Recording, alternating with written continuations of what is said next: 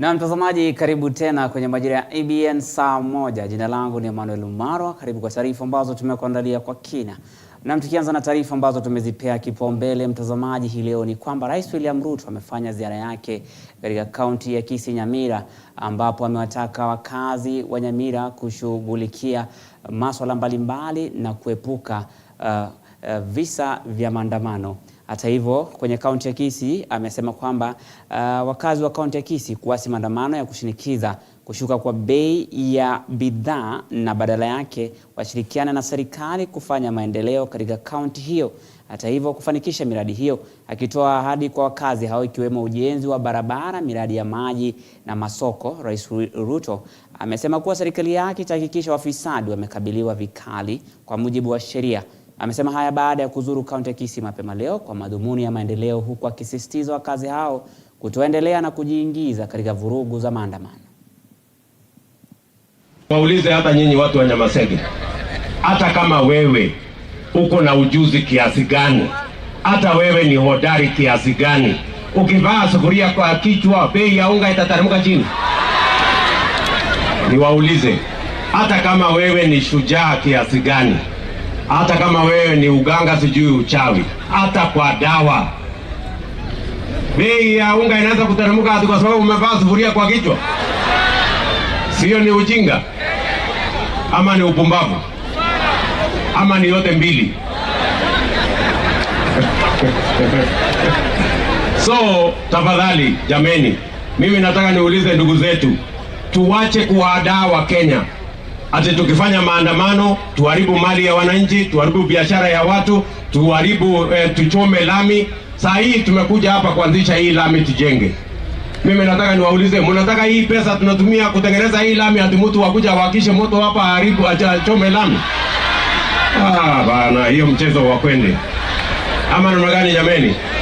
Tuko pamoja? Na mtazamaji, tukisonga mbele, kwenye kaunti ya Homa Bay imekuwa ikipoteza zaidi ya shilingi milioni 300 kwa kulipa wafanyikazi gushi ama wafanyikazi hewa kila mwaka. Hii ni kulingana na ripoti iliyotolewa na shirika la PricewaterhouseCoopers. Wakikabidhi ripoti hiyo kwa Gavana Gladys Wanga, imebainika kuwa zaidi ya watu 300 hawakuwa na stakabadhi sahihi na wengine kuwa na stakabadhi gushi, huku wengine wakigunduliwa kutengeneza barua hizo za kuajiriwa ambazo ni gushi. Gavana Wanga amesisitiza kuwa ipo haja ya hatua ya kisheria kuchukuliwa dhidi ya wafanyikazi hao ambao walikuwa wakipokea mishahara yao bila stakabadhi sahihi za uajiri. Has also exposed a number of glaring issues, including but not limited to staff without any papers to support their recruitment but earning salaries, staff with academic papers that have been confirmed as fake by the Kenya National Examination Council and other institutions of higher learning, staff who have been earning but do not know any of their colleagues just by name, leave alone their immediate supervisor, staff who are employed while underage, under 16 years, as per the Act, glaring erratic job grade placement, promotions, and over and above the most obvious cases of erroneous employment or semblance thereof. Na mtazamaji, katika sekta ya afya, Wizara ya Afya kaunti ya Kajiado imesambaza dawa zenye dhamana ya shilingi milioni 30 katika vituo mbalimbali vya afya kwenye kaunti hiyo. Usambazaji huo wa dawa unatarajiwa kutatua changamoto za uhaba wa dawa na kusaidia kupiga jeki huduma za matibabu katika hospitali za Kajiado. Akiongoza zoezi hilo, Gavana Lelenku amesema kuwa dawa hizo zitasaidia wakazi wa Kajiado kupata matibabu, ikiwa ni juhudi za kuimarisha sekta ya afya kwenye kaunti hiyo. We have distributed drugs. We will be at cross with anybody who will try to divert those drugs for purposes that are not intended for. We again will be on the watch out to just ensure that our drugs will only remain in our hospital and they will not find their way to the private chemist. And we just want to alert officers responsible for every sub-county to make sure that these drugs are received, or these items are received promptly and are dispersed to every unit that is supposed to get there. And of course to give caution that pilferage will not be tolerated. Bado tuko na zahanati zetu ambazo hazina daktari za kutosha na nurses wa kutosha.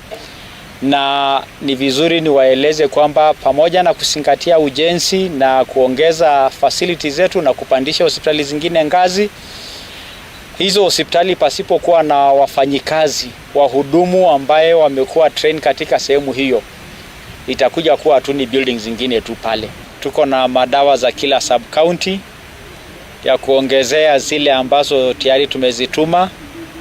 Dawa hizi ambazo tuna flag leo ni zile ambayo tunaita fast moving items, zile ambayo matumizi yao ni matumizi ya juu. Is part of the county's effort to ensure that our facilities, starting from the lowest of the health centers coming up to hospitals, just to make sure that we provide appropriate care to our patients. Na tukisonga mbele, mtazamaji, kamati ya kitaifa ya mazungumzo imepuzilia mbali matamshi ya naibu rais Rigathi Gachagua kuhusu lengo la mazungumzo hayo ambayo ameyataja yanaendelea kati ya Kenya Kwanza na Azimio la Umoja. Kiongozi wa Wiper Kalonzo Musyoka amesema ipo haja kutupilia mbali matamshi hayo ya naibu rais Rigathi Gachagua kuhusu mazungumzo hayo yanaendelea katika ukumbi wa Bomas jijini Nairobi. Viongozi hao wametoa wito kwa wananchi kuwa na utulivu, wakisema kuwa mazungumzo hayo yatatoa nafasi na yataleta suluhu la mizozo kati ya upinzani na serikali kuu ya Kenya Kwanza, licha ya matamshi hayo ya naibu rais Rigathi Gachagua kinyume na mazungumzo hayo.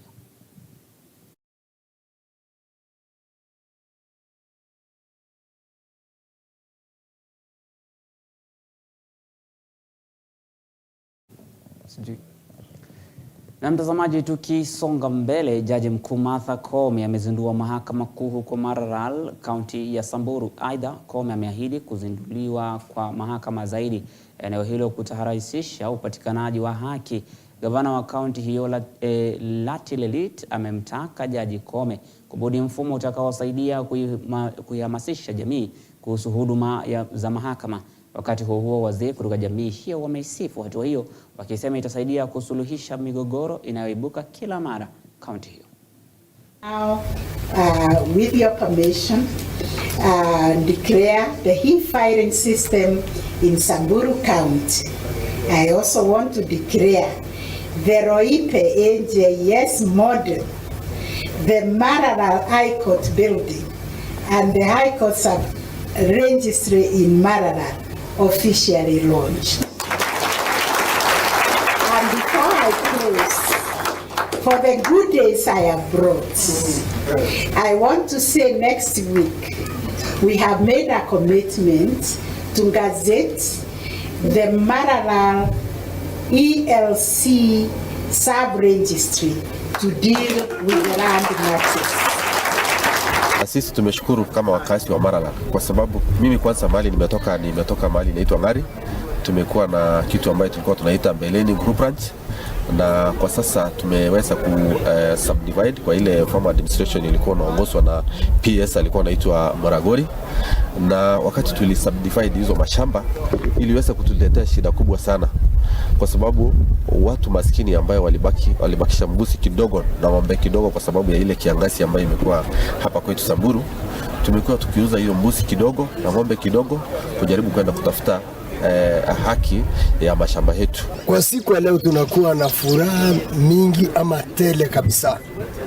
Kwa siku ya leo kwa hii court kufunguliwa kwa Samburu High Court Marwa na Justice Martha Koome, tunashukuru na tunapenda, na hii ni historia kubwa sana kwa Wasamburu. Na tukisonga mbele, mtazamaji, katibu wa baraza la mawaziri wa nchini Musalia Mudavadi masuala ya vijana na michezo na sanaa Babu na Mwamba ametoa changamoto kwa vijana kuwa wabunifu na wenye mwelekeo wa ustadi ili kudhihirisha uwezo wao kamili katika sanaa. Wakizungumza katika uzinduzi wa Vijana to Invest Initiative jijini Nairobi, waziri alisisitiza kuwa kuna haja ya kubadili fikra miongoni mwa vijana ili waweze kuwa na uundaji wenza wa ajira badala ya kuajiriwa. Mpango wa maendeleo utawapa vijana ujuzi wa ujasiriamali ili kuondokana na changamoto za kifedha chini ya ushauri na mwongozo Mpango wa vijana to invest pia utafanya ukamilishaji wa wazo la biashara ambapo wajasiriamali walichaguliwa kutoka kaunti zote watashindania zawadi kuu ya milioni 10 iliyotolewa na rais. The ordinary thinking is that I want to finish school, graduate, and then find a job. And so the biggest conversation everywhere is the rate of unemployment. How many young people are getting out of school, getting out of college, graduating, and joining this jobless mass? We must shift that paradigm. Today, we are almost a net importer as a country, yet our young people can engage in simple manufacturing processes. Why would we import, for example, crisps? Something that our young people can engage in, and other smaller manufacturing initiatives that we could support them to think through them, build those solutions and support them to access funding. Na mtazamaji, tukivuka kwingine ni kwamba mbunge wa eneo bunge la Lagdera Abdikadir Hussein Mohamed sasa anaweza kupumua baada ya mahakama ya rufaa kuidhinisha kuchaguliwa kwake. Mahakama ya rufaa ilisema kuwa mahakama ya juu ilikosea kubatilisha ushindi wa mbunge Mohamed kwa sababu ya mambo ambayo hayakujadiliwa. Mahakama kuu ilikuwa imetangaza kuchaguliwa kwa mbunge huyo kuwa batili na kusema haukufanyika kwa mujibu wa sheria. Hata hivyo, kutokana na kusikitishwa na uamuzi huo, mbunge huyo alihamia mahakama ya rufaa na kupinga uamuzi huo. Kwa mujibu wa mahakama ya rufaa, mchakato wa uchaguzi uliendeshwa kwa haki na kwa mujibu wa katiba na sheria ya uchaguzi. Mahakama pia ilisema kwamba tofauti zilizofichuliwa na uchunguzi uliofanya ziliangukia itilafu ambazo zinazokubalika na hazikuwa na za viwango vya juu na kuhalilisha kufutwa kwa uchaguzi huo wa mbunge huyo. Let us remember that our duty is not only to our constituents but to the entire nation. I'm committed to working collaboratively with my fellow parliamentarians, regardless of political affiliation, to address the pressing issues facing our country. Together, we will strive to improve education, healthcare, infrastructure, and opportunities for all. This victory is not just mine; it belongs to each one of you who dare to dream of better. Na mtazamaji, tukisonga mbele, mamlaka ya ushuru ya Kenya KRA imehimizwa kuhimiza imani miongoni mwa walipa kodi, ambayo ni sehemu ya kuhimiza kufuata kwa hiari. Hata hivyo, katibu mkuu wa mawaziri Musalia Mudavadi alisema serikali imeanzisha hatua kali za kubadilisha usimamizi wa ushuru ili kufika uwezo kamili wa kukusanya mapato. Alisema KRA, ambayo ni wakala wa kitaifa wa kukusanya mapato ya serikali, inafaa kukumbatia weledi na kuimarisha utendakazi na haki. Alisema mtoza ushuru lazima wakati wote hakikishe uwajibikaji na uwazi ili serikali kufikia malengo yake katika ukusanyaji wa mapato nchini. Mudavadi alikuwa akizungumza katika chuo cha mafunzo ya waajiriwa huko Eldoret, kaunti ya Uasin Gishu, ambapo alimwakilisha Rais William Ruto katika hafla ya kufuzu kwa wasaidizi wa huduma ya ushuru ya KRA. As tax officers, you will be expected to enforce tax compliance, but even as you engage in revenue collection and sealing leakages, you must also be respectful of the taxpayers. Understand them and give them room to make good. This is especially important in your relationship with our informal sector. Understand the flow of their revenue streams and help them organize themselves to operate within the law. They are your valued patrons, not criminals. Remember the lessons you learned, among them that effective revenue mobilization is about facilitating income-generating businesses. Help business comply with their tax obligations through simplification of processes and providing a steady and predictable business environment. A business-friendly approach is what you are obligated to. All nations depend on taxes to provide public services to citizens and sustain economic growth. We use taxes to build and run hospitals, develop schools, and pay teachers, deliver water, construct national transport networks, and provide national security. It is an obligation for every citizen to pay their share of taxes. Although taxes are legal and obligatory, and as the tax bracket is expanded, there are those to be persuaded to meet their tax obligations. KRA should consequently continue to inspire confidence in taxpayers to embrace voluntary tax compliance. Na mtazamaji, Wizara ya Elimu imetoa hakikisho kuwa hakuna mwanafunzi aliyesajiliwa na chuo kikuu au chuo cha anuai atakayekosa kuripoti shule kutokana na hitilafu ya mtandao wa mikopo ya elimu ya juu ya HELB. Hakikisho hili limetolewa na Waziri Ezekiel Mashogu huku foleni ndefu ya wanafunzi zikiendelea kushuhudiwa kwenye maafisi za bodi ya HELB.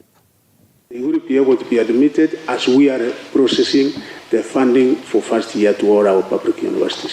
I'd like to confirm unreservedly that already students are visiting universities and they're being supported. So that kind of assistance is there, and it's going to continue throughout the period until we have sorted out every issue that every student is experiencing and they have settled. The circular anytime before the end of the week, because it is of necessity that all our university know this as we provide the way forward so that our students can be admitted without any such hindrance.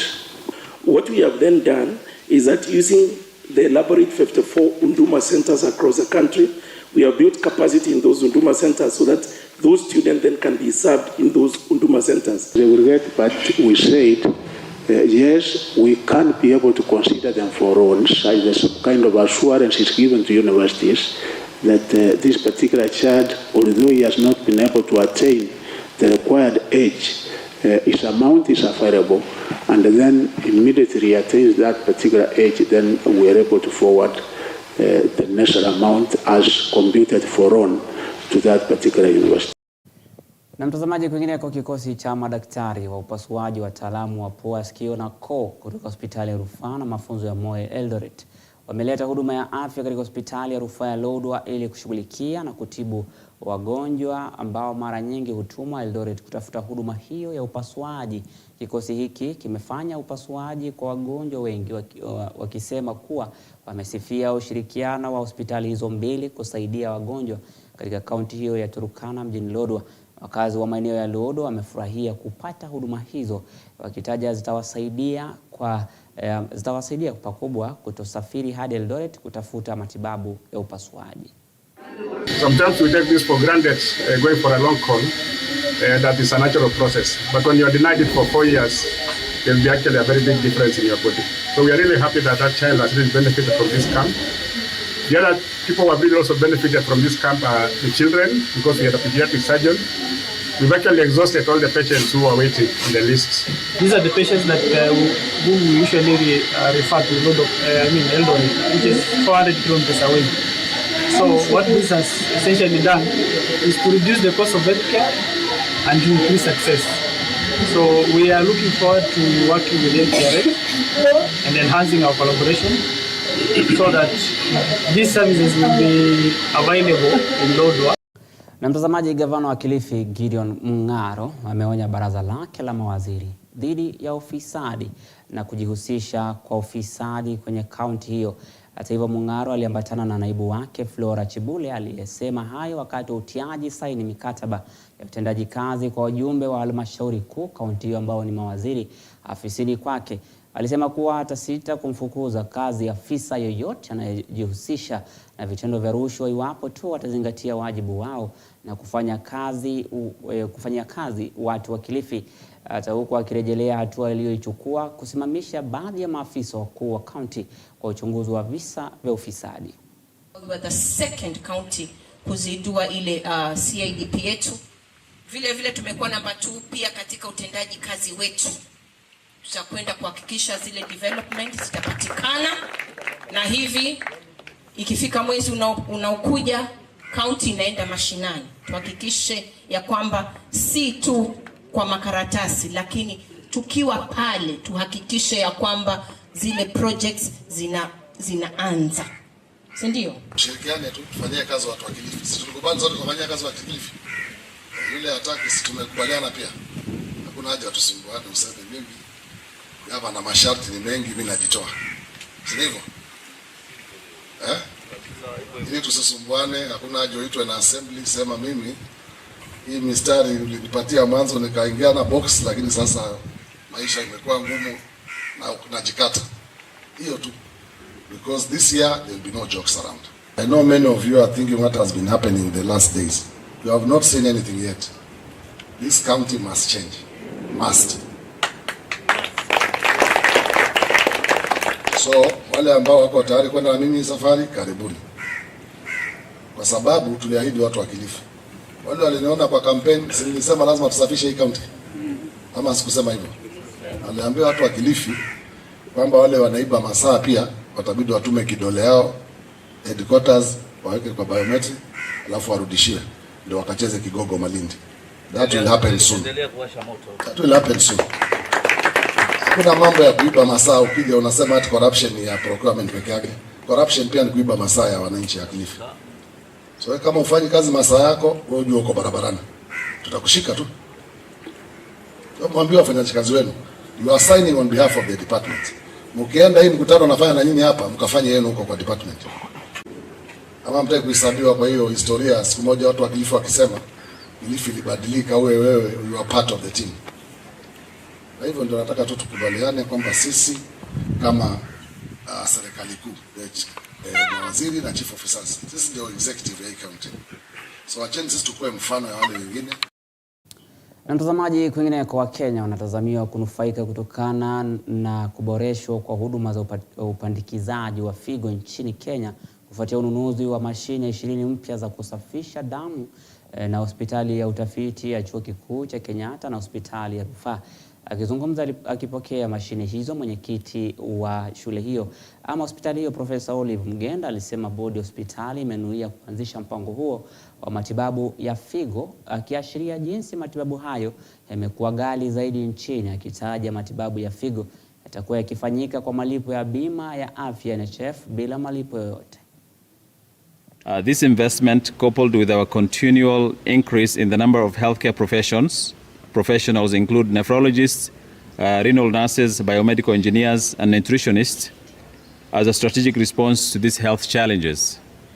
It will enable us to serve over 200 patients per day in our renal unit from 100 patients that we were able to serve previously. The fact that we have more machines now, what that means is that we are going to increase the number of shifts. So if you are doing 2 shifts, now we'll be able to do 3 shifts, so that as many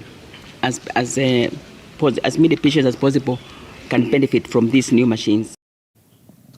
Na mtazamaji, kwenye kaunti ya Lamu, viongozi wa kaunti ya Lamu wamekemea mauaji yaliyofanyika katika kaunti ya Lamu. Makanisa ikiwemo kanisa la Redeemed Gospel liliteketezwa. Viongozi hao wameitaka serikali kuwategulia vitendawili cha uhalifu huo, huko kizitaka taasisi za kulinda ulinzi haswa katika maeneo hayo ya mabadi. Haya yanajiri baada ya visa vya mashambulizi kutokea maeneo za mashambani pale magaidi waliweza kupora na kuchoma nyumba na wizi kufanyika katika vijiji na viunga vyake kwenye kaunti hiyo.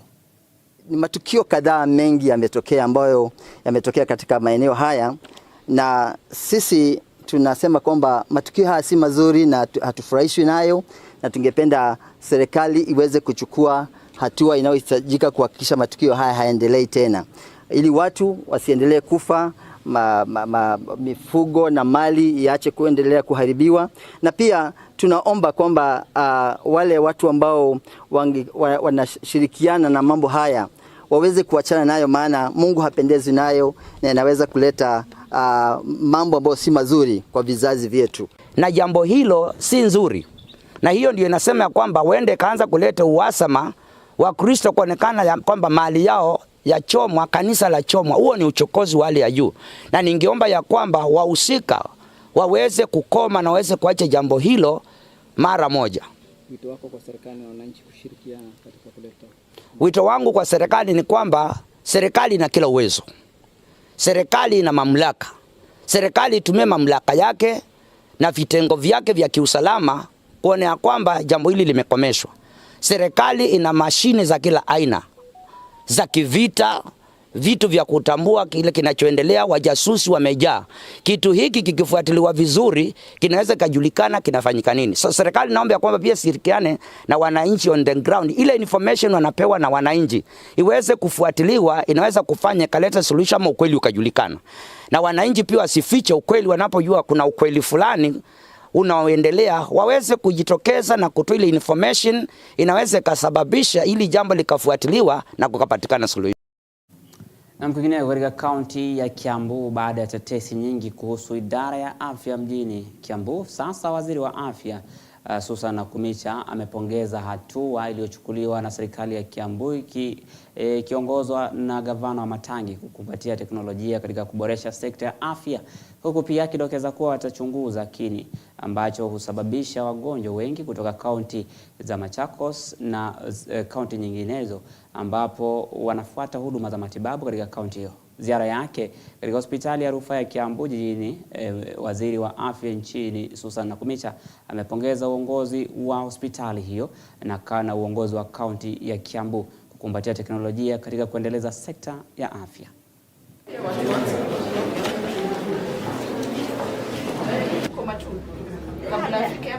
Women who come here to access maternity services, they should be able to claim from the fund so that they get reimbursement.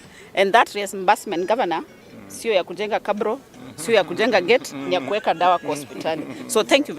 We are going to roll out a national equipment support to counties. So we have discussed with the governor that then he can do his request and list the number of equipment that he would need support from the national government. And one is on equipment, which we have discussed with the governor. We are going to roll out a national equipment support to counties. So we have discussed with the governor that then he can do his request and list the number of equipment that he would need support from the national government. That they have begun a digitization process. They have a total of 114 facilities, and they are at 70% in terms of ensuring that they are able to link all these facilities. One is that they'll be able to see the HPTs, the health products and technologies, all through stocks. And we want to link them up to KEMSA so that then they can even communicate with KEMSA. That is revolutionary. I think it is the first county that I have been to that has gone that far. Many of them have technology here and there, but with the capacity to link all the facilities within the place, this is the first one that I have seen, and I have asked the governor to be a champion of digitization of healthcare. You know, after this assessment, we want to place facilities into primary care networks, so that then we can be able to provide services to people, and digitization is going to be very important.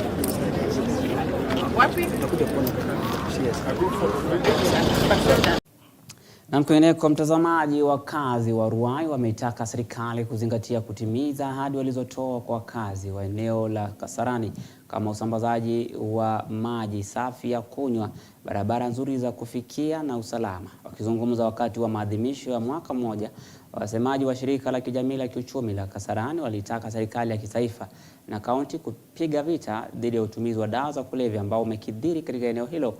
Waliwataka wawekezaji kutoa nafasi za kazi kwa wakazi wa Ruai zaidi ya makampuni na viwanda ya wekezaji wakubwa maeneo hayo. Pia walipata uchunguzi wa matibabu bure kwa hisani ya Equity Afya, ambapo pia ni washirika ambapo walishauriwa kufanyiwa uchunguzi wa mara kwa mara ili kuepuka magonjwa hatari ambayo yanaweza kudhibitiwa kwa umri wao ambao ni mchanga. Mimi naweza uliza gavana wetu Saamoja, ni mambo ya maji. Maji ni kitu moja muhimu sana, na ni kitu ambayo imeshikilia boma mingi sana. Hii tank imejengwa hapa ya Embakasi kwa jeshi. Tunaomba sisi watu wa Ruai itakuwa imetufaidi sisi watu wa Ruai wa kwanza. Ya pili itakuwa inafaidi watu hata wa Joska, kwa sababu mwananchi ni mwananchi. Hakuna mwananchi wa Joska na hakuna mwananchi wa Kasarani. Kwa hivyo tunaomba tu ile programu ya maji inakuja ifaidi watu wote na ikuwe ni maji. Hakikana wale watoto, kukiwa kuna devotees ambao wamekosa kupeleka watoto kwa clinic na warifa. Kwa hivyo mimi pande yangu naongea juu ya afya. kwa sababu saa zingine wamama hawa wako na sukari, wako na pressure, wanaendaga kwa mahospitali, wanakosa dawa. Kwamba tuweze dawa za hypertension na diabetes ziweze kuwa provided in the hospitals. Hata kwa hospitali zetu dawa hakuna dawa za kutosha. Kwa hivyo tungeomba waweze kutuletea dawa kwa wingi ndiposa afya ikuwe ni bora. Na mtazamaji, taarifa hii inatufikisha mwisho wa habari zetu za saa moja. Mwendo wa saa 3 utarejelewa na habari zaidi na Sami Adika katika lugha ya King'eng'e. Usiende mbali mtazamaji, zidi kufuatilia vipindi vilivyosalia. Jina langu ni Emmanuel, na kutakia usiku mwema.